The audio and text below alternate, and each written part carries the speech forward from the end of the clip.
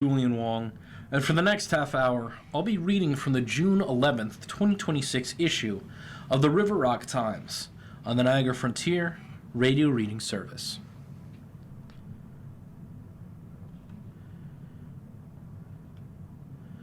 Community Appreciation. Hopes for improvements shared by BlackRock, East Side residents. At the end of a 2-hour event in which residents from BlackRock and Buffalo's East Side, closest to the Humboldt Parkway Highway project, a resident stood up and asked what might be the quintessential question when it comes to two neighborhoods that might appear drastically different on the surface. I have one general question. These are two separate projects. Ken Leverett said of efforts to remove or modify both the Scagacquida Expressway and the Kensington Expressway. To my mind, they are very, very close together physically. Has there ever been a thought, from a larger context, combining both of them together because one actually affects the other? It seems like if you fix the 33 and forget the 198, it's kind of silly. And vice versa, if you do something major to the 198 and there's nothing to do with the 33, it seems kind of silly. So have there been any thoughts, just a conversation or whatever, about combining the two of them into one holistic approach? For more than 2 years, professors from the State University of New York at Buffalo's Rudy Bruner Center for Urban Excellence in the Department of Learning and Instruction and the Graduate School of Education have been collecting personal histories and anecdotes from residents in both BlackRock and the neighborhoods closest to the 33 to hear what's missing in their communities and what improvements they'd like to see. At first, neither group knew about the other side of the conversation until they were brought together a few months ago to share their stories. The result of this research, the Community Learning Showcase, found that people are passionate about their neighborhoods and want to see them thrive, but also share concerns about the major roadways that have physically divided their communities. During Thursday night's presentation, a series of poster boards outlining the timeline of the changes in each community was set up around the room. One display included a map from 1946 that showed the proposed construction of both the Scagacquida and the Kensington. The conversation at the time was, we have to build the Scagacquida because we're going to build the Kensington. We have to build the Kensington because we're going to build the Scagacquida, explained Lauren Fisher, an assistant professor of urban and regional planning at the University of Buffalo. They were always envisioned to be dependent on one another as a highway infrastructure. The evening featured personal stories from a few residents in each neighborhood, including Eve Wackett from BlackRock, who told of wishing for a future in which she could walk her dog, Buttercup, along the Jesse Kriegel pathway and hear the creek instead of the cars. She also said she's often found interesting wildlife, like minks, swimming in the creek near the Peter Street Dam, and would like to see people kayaking and walking there with more access to Delaware Park. A vision that aligns with the region's central plan for removing the 198, a proposal that was approved by the Greater Buffalo Niagara Regional Transportation Council, but whose funding was put on hold last year as the state focused on the changes to Route 33. On the other side of town, residents spoke of the tall canopy of trees they remember along Humboldt Parkway when they grew up on the east side, how connected they felt with their neighbors and the sense of community they had. People gathered together and enjoyed the space, something they no longer do as a result of the busy roadway. When the two groups initially got together, and again on Thursday night, they found they had more in common than they had differences. They wanted a safer, healthier neighborhood, once again populated by locally owned businesses that are rooted in their communities.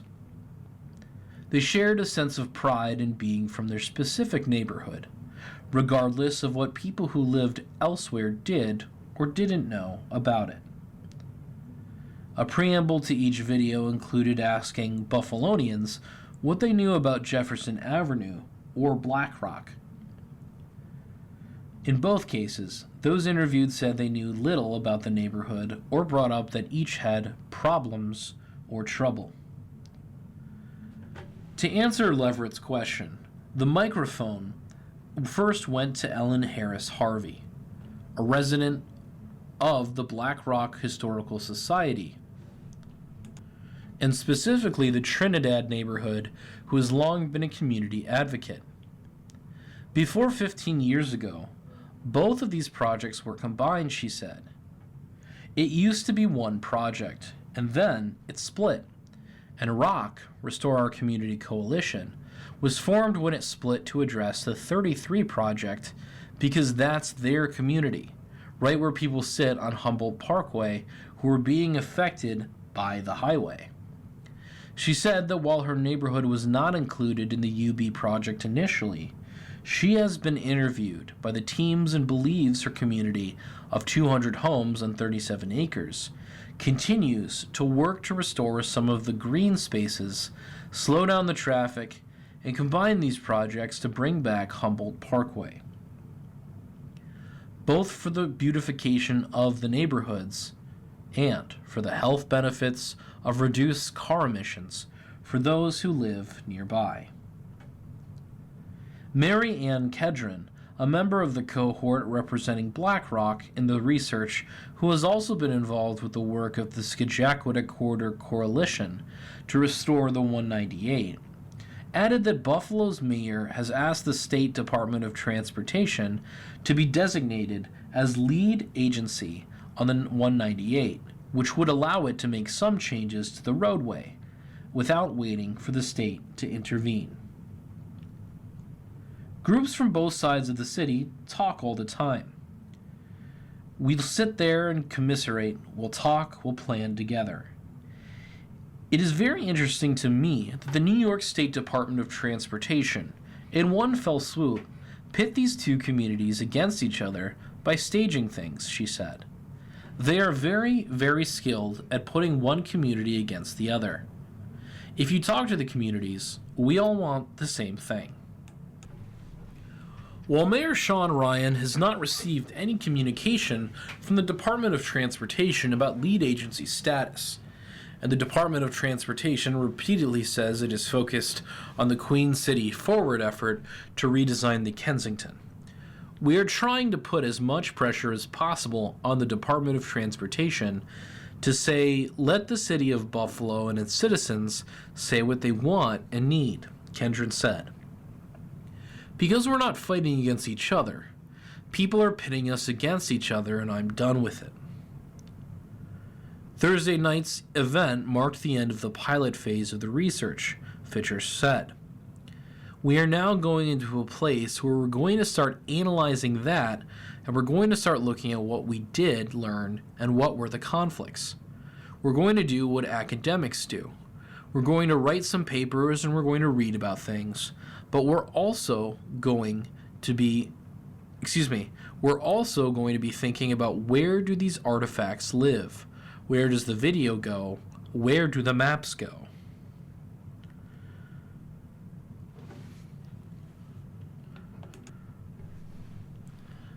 Flag Day, honoring a symbol of unity and freedom. Each year on June 14th, Americans observe Flag Day, a time to recognize and celebrate one of the nation's most enduring symbols, the Stars and Stripes.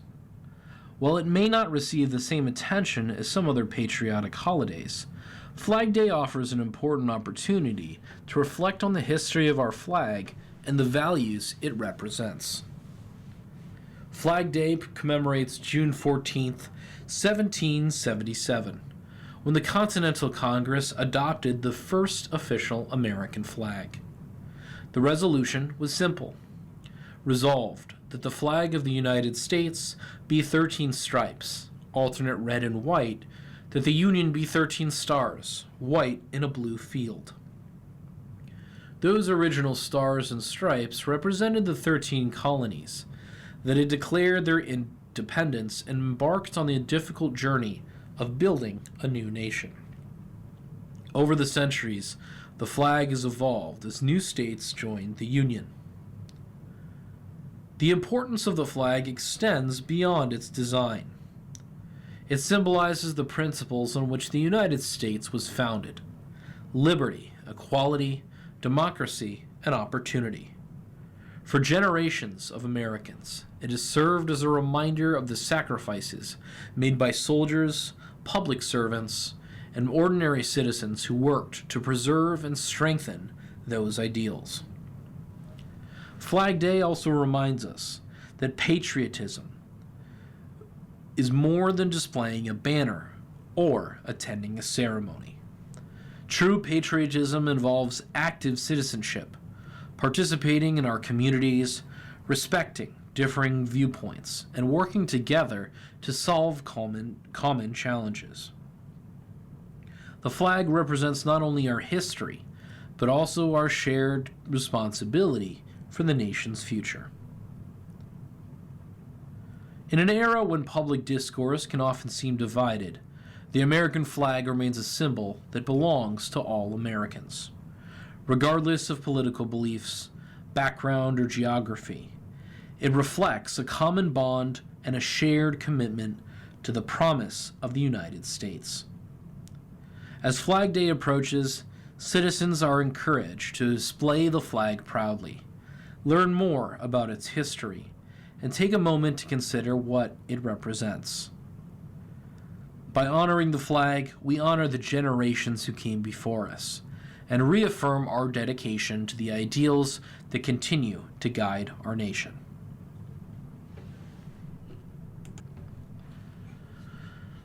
Polish Cadets is the new polling place for the 13th and 22nd districts. As happens before every general election and primary, the Erie County Board of Elections has mailed out cards listing the polling locations for everyone in Erie County who is eligible to vote in the upcoming Democratic Party primary to replace now Mayor Sean Ryan in his former state Senate seat. For those Black Rock residents who have voted at the American Legion Post on Amherst Street, be forewarned, your polling location has changed. The postcard indicates the new polling place is the Polish Cadets, 927 Grant Street. The change in polling place is due to a few factors, explains Derek Murphy, a spokesperson for the Erie County Board of Elections. There's some construction taking place at the Legion, in addition to the new Caribbean restaurant Cornai in the rear half of the building. Another factor that may have contributed is the need to have access to the polling place from 5 a.m. until 10 p.m. on Election Day in November, which means keeping on the lights and heat in what has been a pretty sizable room that otherwise was not needing those utilities, suggests Ann McCooey, president of the Black Rock and Riverside Alliance. The Legion decided not to be a polling place before the restaurant went in, she says.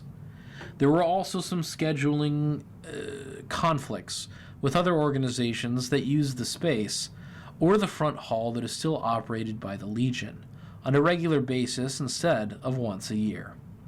It made sense for the Legion's management to bow out. Wendy Higgins, president of the Polish Cadets, confirms she reached out to the Board of Elections to offer replacing the Legion as a polling place. Polish Cadets has been noted as a peaceful place for the community to gather for many years, she says, adding that the voting machines will be located in the restaurant area of the building on the first floor. We're happy to provide a location for the community to come cast their vote. Early voting for the June 23rd primary begins this Saturday, June 13th. But the Cadets will only be an Election Day option for those in Buffalo North 13 and Buffalo North 22. Anyone eligible to vote in the primary can cast a ballot early on one of the 11 locations in the city of Buffalo, or 27 additional locations throughout Erie County, as listed on the Board of Elections website. The North District location for early voting is the Northwest Community Center, 155 Lawn Avenue. You are listening to a reading of articles and features from the River Rock Times on the Niagara Frontier Radio Reading Service. Buffalo Breeze. Waterfront gets ready for the 4th. The Buffalo Waterfront will host two major events for the country's 250th anniversary, the weekend of July 3rd through 5th. Buffalo Waterfront, along with the Erie Canal Harbor Development Corporation, announced today that Independence Day weekend will see the return of the world's largest rubber duck, the 6-story tall waterfowl that last visited Buffalo in 2016, and a summer night at the Outer Harbors Terminal B with Joanne Falletta and the Buffalo Philharmonic Orchestra, celebrating the spirit of America through music on July 3rd. There is something uniquely powerful about gathering by the water, with music as the backdrop and the city all around us, said Falletta, the BPO's acclaimed music director. This concert is about coming together with friends, family, and neighbors to share a summer night filled with energy, beauty, and connection.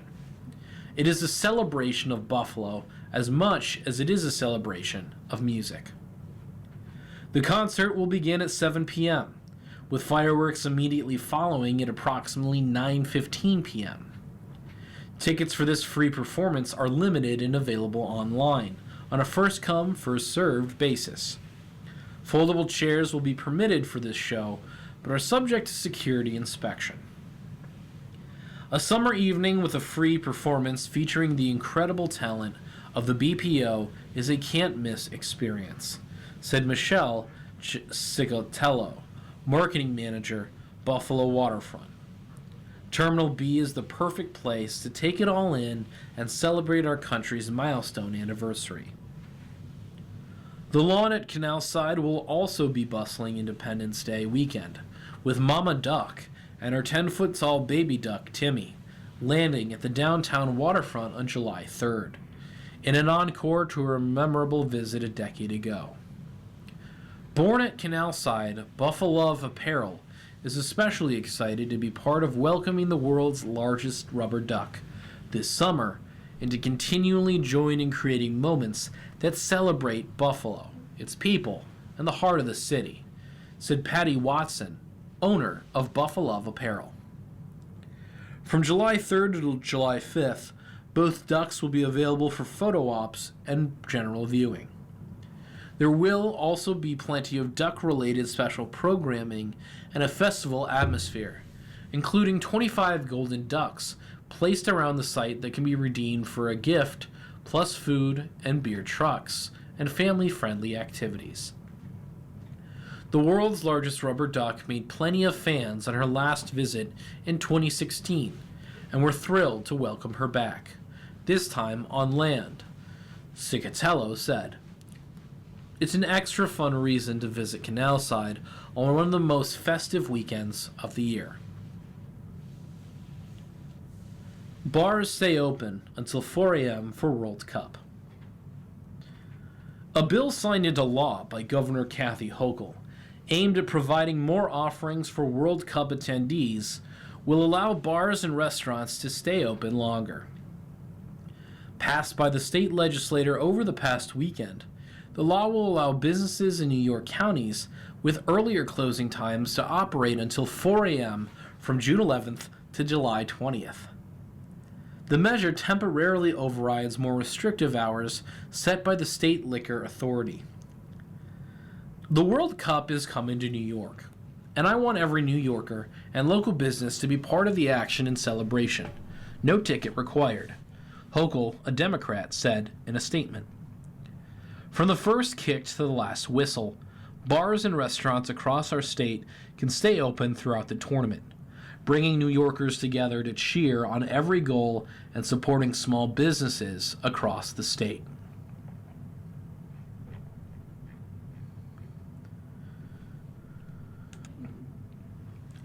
The electric influence of a good mother.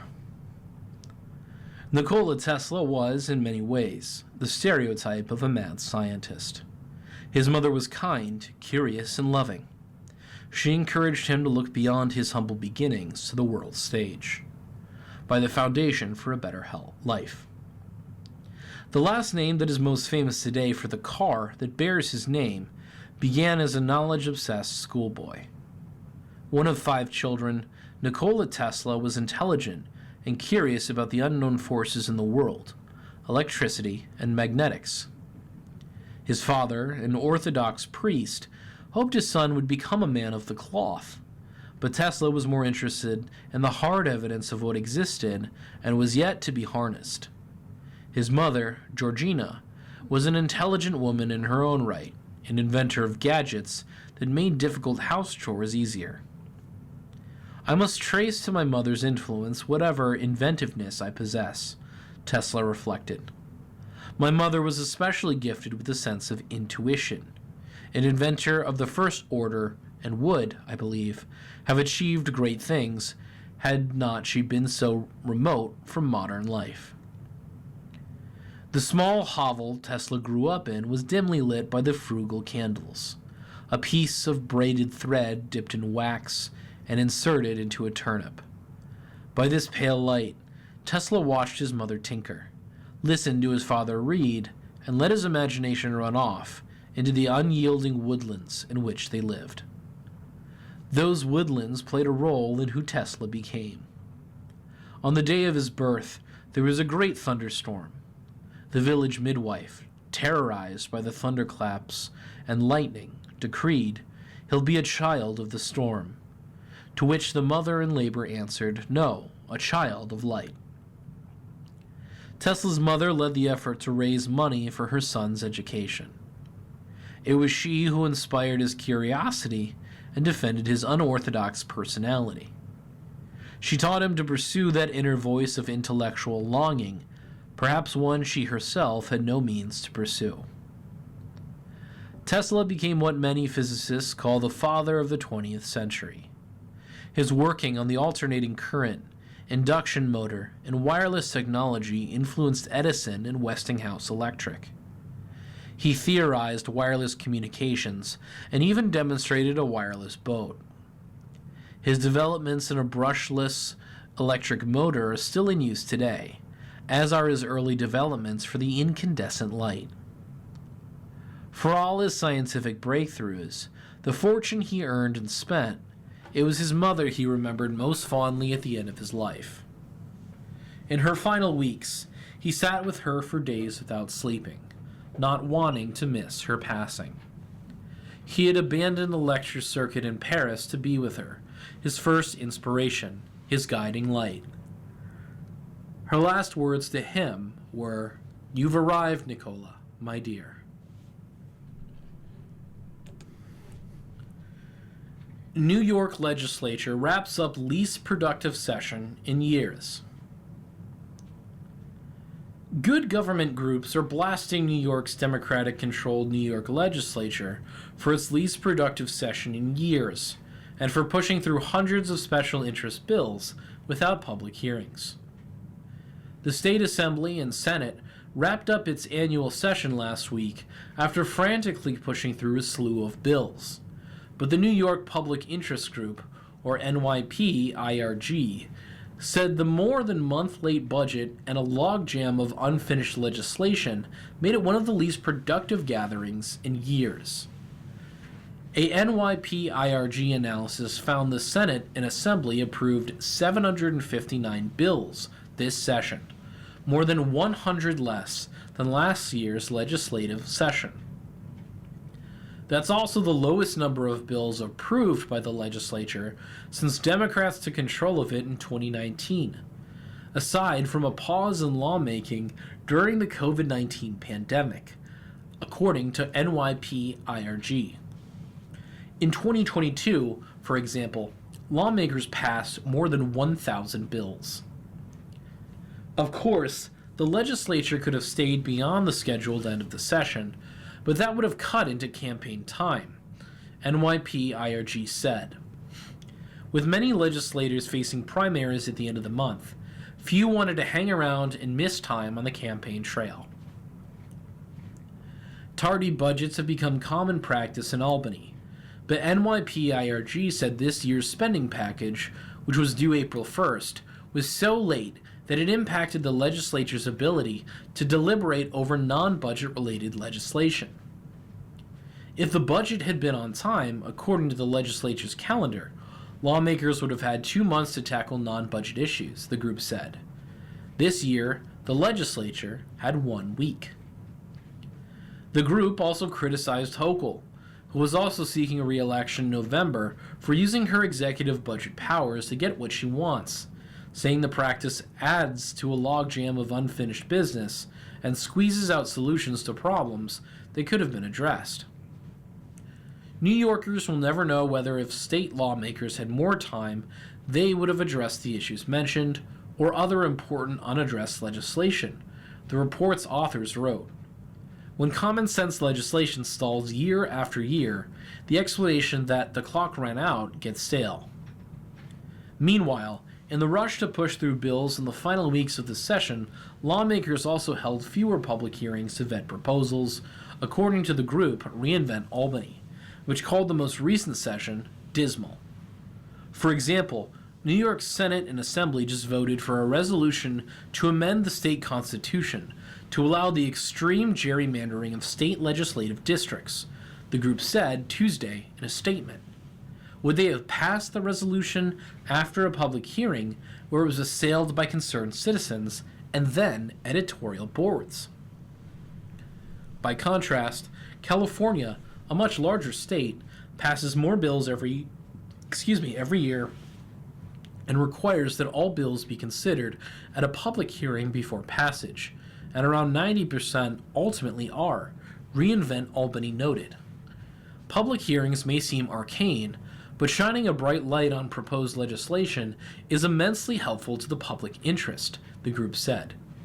New York's democracy is stagnating under the weight of big dog special interests maximizing their gains and crushing attempts to make our state government more responsive, transparent, and accountable to the broader public. You've been listening to a reading of articles and features from the June 11th, 2026 issue of the River Rock Times. We read from the River Rock Times on Tuesdays at 8:30 a.m. Your reader has been Julian Wong. Thank you for listening.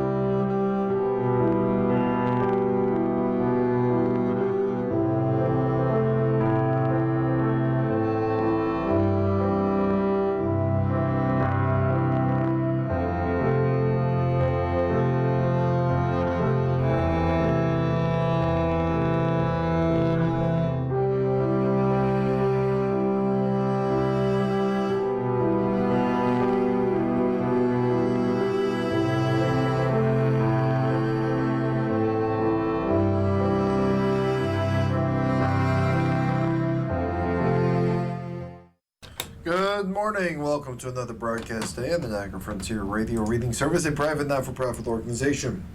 Radio Reading volunteers broadcast daily readings of newspapers, magazines, and books to area blind and handicapped persons who are provided reading radios. As always, please feel free to contact us with your comments, suggestions, and questions you may have. Our phone number here is area code 716-821-5555. As always, stay with us for Reading Buffalo News and contact us with your comments, suggestions, or questions. Stay with us. The following